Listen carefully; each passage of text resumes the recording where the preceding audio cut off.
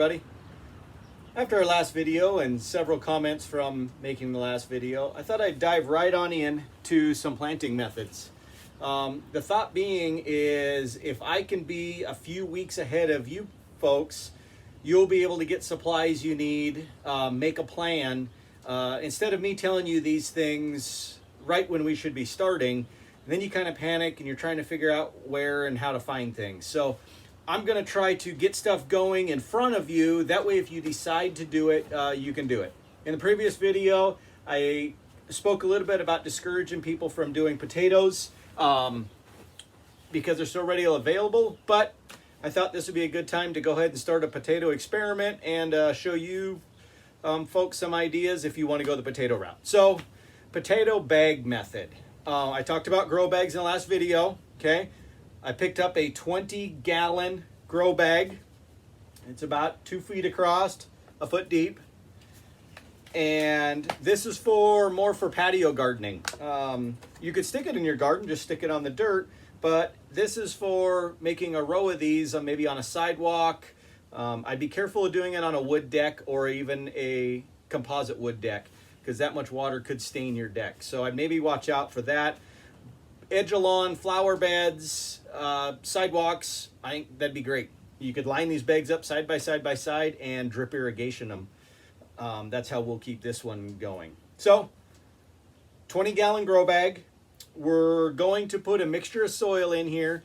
Now, the other thing that this is going to work really good for is potatoes actually like an acidic soil. So low pH, 4.8 to around 5.5 is where potatoes really like to be and do the best.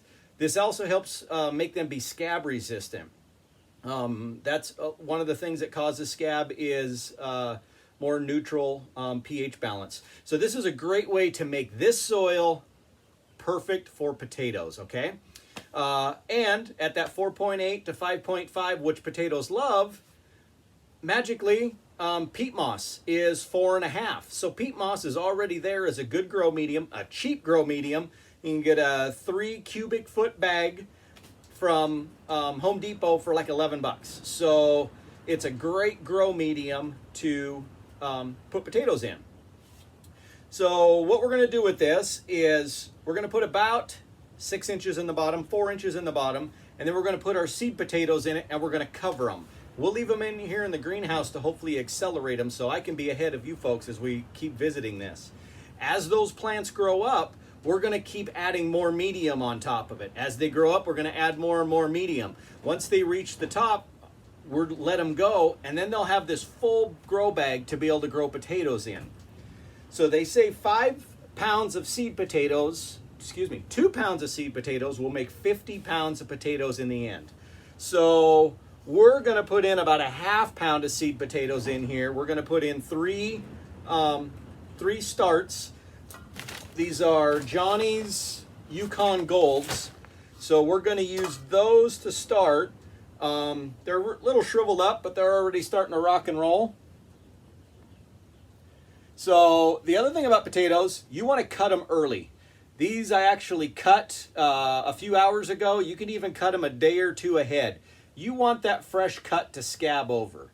Now, yes, you can just plant this potato. Instead of cutting off this little end, you can just plant this potato in the dirt and it will probably do just fine. However, I found by having those cuts, it's going to allow itself to root quicker.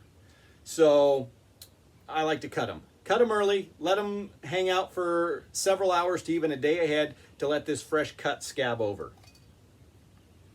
So our medium is going to be mostly peat moss.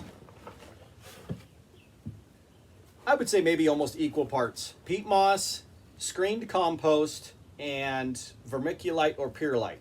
Right here today we've got perlite. Perlite is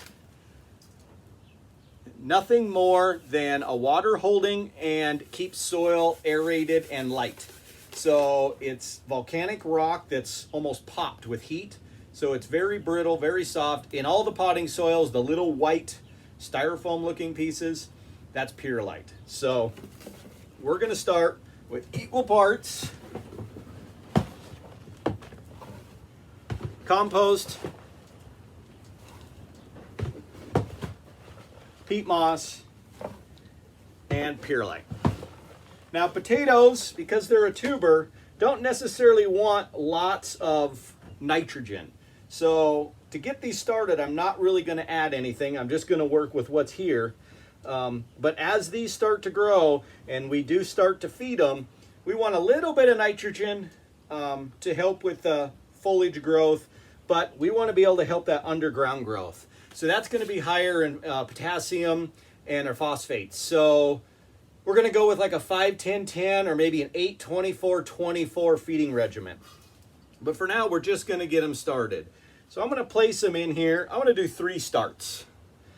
3 starts, equal spacing, probably 4 inches from the wall of the root bag. You know, you could do 4, you could do 5. I might do that. Let's put a 4th one right in the middle. And once they start coming up, if I just have a weak looking one, I might just pull it out. That way we'll still have even bag growth. So now I've got 4 inches of soil in here, evenly spaced, 3 starts as a triangle, and then 1 start in the middle. I'm going to cover them over the top. Water them and let them start to poke through. As they poke through, as the plant grows up 6 to 8 inches, I'm going to cover it all but the very tip. At this point, I don't want to completely cover it, but I'm going to cover it to the very tip. And then I'm going to let it grow for a couple more weeks and completely fill this bag full of dirt. So at the end of the season, we're going to see if this 6 ounces of potatoes, what kind of yield it produces in a bag. So I'm going to say family of 4. If you did 5 or 6 of these bags are relatively inexpensive and they'll last year after year after year. You can somewhat reuse this soil. All this soil goes into our compost pile at the end of the year. So you'll be able to have these bags. We'll also talk about using these bags for tomatoes. We'll also talking these bags, use it for peppers. So in the greenhouse here will all be grow bags. So these bags are very useful. We can use them over and over for lots of different crops. And this is how we can isolate the type of soil we want for the type of crop we're going. So yeah, this is the potato bag experiment. We will revisit this bag every couple weeks to show you guys its progress and see how we're going. At the end of the year, we'll dump it out and see what our harvest is like. You folks have a good day. Thanks for watching. Appreciate it.